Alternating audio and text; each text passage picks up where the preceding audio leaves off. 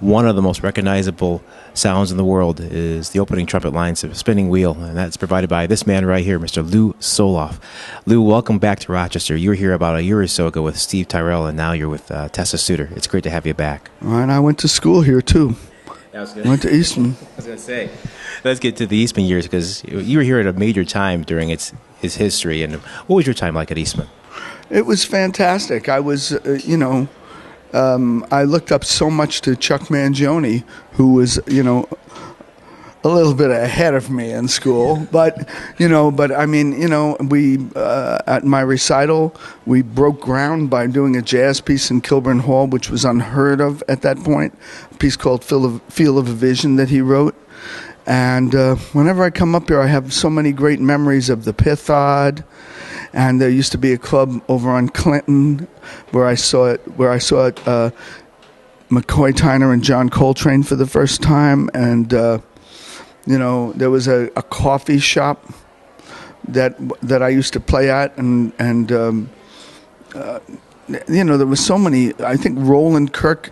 There was a coffee shop called the Gallery 65 I used to play at sometimes, and Roland Kirk came in one night, and I'll never forget, he left after one song. After one song, he left. Yeah. But that's okay. We were kids. We were learning. And I had a wonderful time up here in Rochester.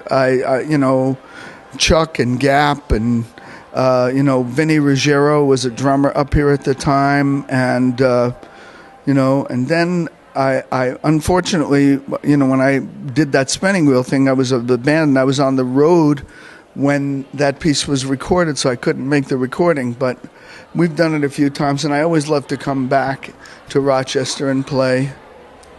Speaking with Lew Soloff here on Jazz 90.1, and that time you had in Rochester playing at the Pithod and all those great jazz clubs, I mean, talk about that period of time, especially because Eastman was going through that transition where they were starting to finally accept jazz as a serious field of study. Well, let me put it this way. When I went to school from 61 to 65, in 1961, my friend, may he rest in peace, Gil Fields, a drummer, said they just got a new grand piano at the Glassboro State College, and on it there was a big sign, "No jazz is allowed to be played at this piano." And when we got to Eastman, there was no jazz allowed in Kilburn Hall.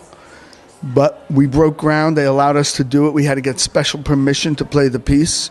And now, of course, jazz is very accepted. Then rock music and contemporary music went through the same thing in the schools.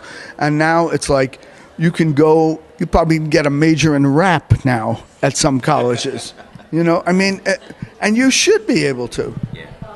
So it's really opened up. It really has. Speaking with Lew Soloff here on Jazz 90.1, playing with Tessa Suter tonight. Lew, again, thank you so much for all the amazing things you've done in Rochester, as well as taking jazz further with your music. Thank you so much.